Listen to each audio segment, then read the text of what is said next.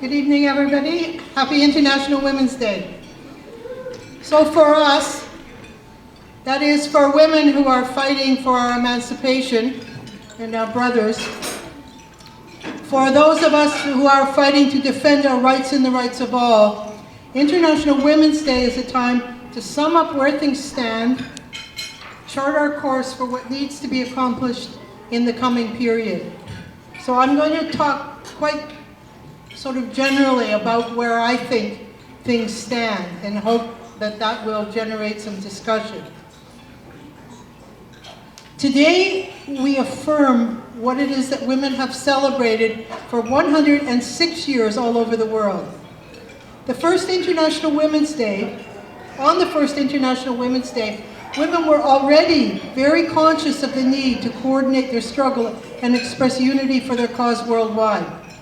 Women textile workers in the United States issued a call for an International Day of Action of Women Workers.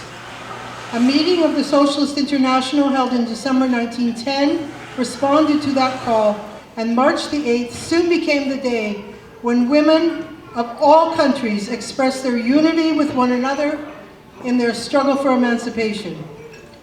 On the eve of World War I, International Women's Day highlighted the call for peace, alerting to the dangers lying ahead and the catastrophic world war which the people were not able to stop. It is this spirit which International Women's Day represents.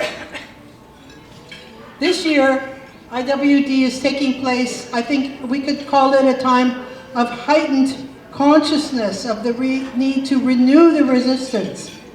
We had literally millions of women taking part in demonstrations all over the world, standing in solidarity with women in the United States to reject Trump's government of police powers. By that I mean a government which is outside the rule of law, represented by the Trump administration.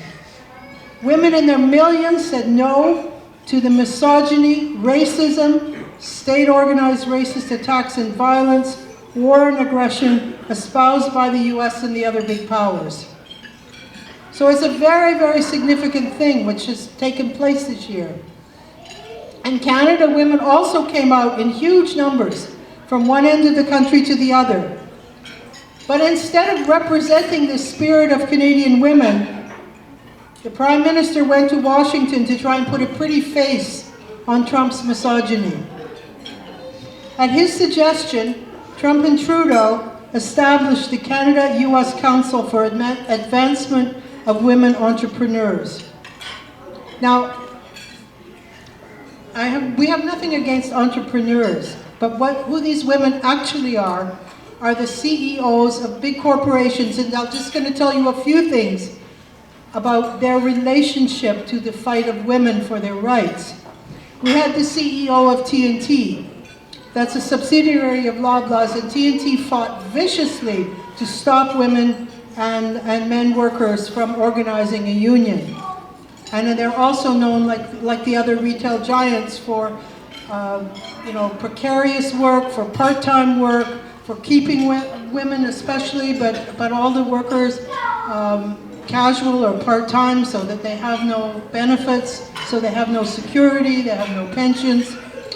We had somebody there representing General Motors, which had just shut its plant in Ingersoll, Ontario, throwing 600 workers out onto the streets.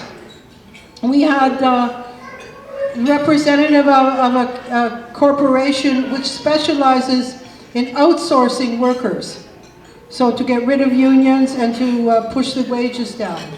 We had another company which specializes in pushing governments into P3s, so that no public public enterprise doesn't build our infrastructure, but it's all privatized. So these are the kind of people who are established. And as far as I'm concerned, and I think as far as most Canadian women are concerned, this does not represent the spirit in which women came out in their thousands to denounce the misogyny and the abuses taking place in the Trump administration that it represents. So according to Status of Women, Canada, not Alberta, Canada, more women at the top is a good thing because companies with female leaders make more profits. So both Trump and Trudeau say that what women should do is aspire to become CEOs, members of the boards of the big monopolies, and join the political and economic elite. As for the rest of us, we can spend our day tweeting, equality matters. I think it's a pretty puny attempt to destroy what International Women's Day actually stands for.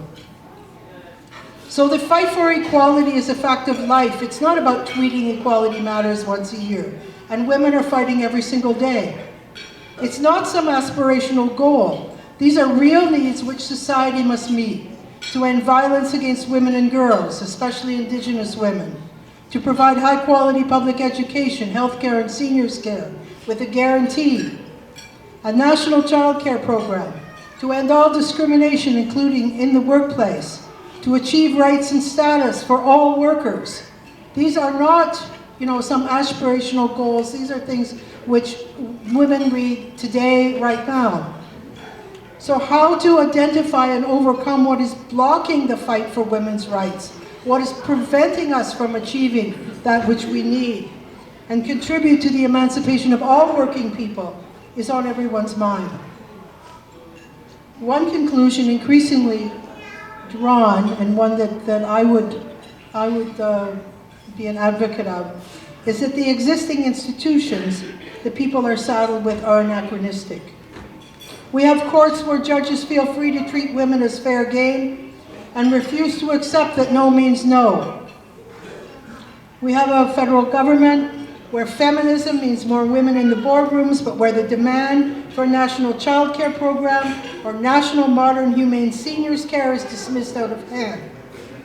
How to hold these governments to account is a problem facing the people, which requires a solution, and it needs all of us to participate in finding that solution.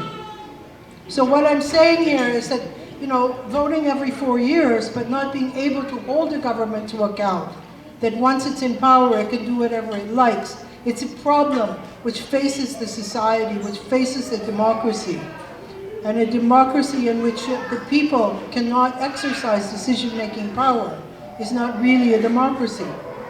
So that's the courts, that's the government. Now, so let's look at the economics. An economy where the oligopolies make all the decisions. Think about it. We live in a world where 8 men own the same wealth as the 3.6 billion people who make up the poorest half of humanity. 8 men, 3.6 billion people. And we're supposed to accept what governments tell us, that the way to grow the economy and eliminate unemployment and poverty is to put more money in the hands of the rich through various pay-the-rich schemes, incentive handouts, etc. So I think it's something that we need to really think about and discuss, whether this is the case. And if not, what are the alternatives? For example, instead of handing over $500 million to the Koch brothers and the Kuwait National Oil Company, why not have public investments to diversify the economy? Instead of the rich claiming a big share of what the workers produce, the added value could be used to further develop the economy, including social programs. That's where our health care and our seniors care and our daycare and all this will come from.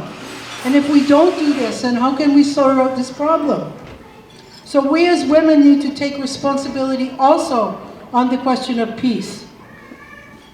I'm also a spokesperson for the Edmonton Coalition Against War and Racism, and so I really make a special appeal to people here that women have always been front and center in the fight against war.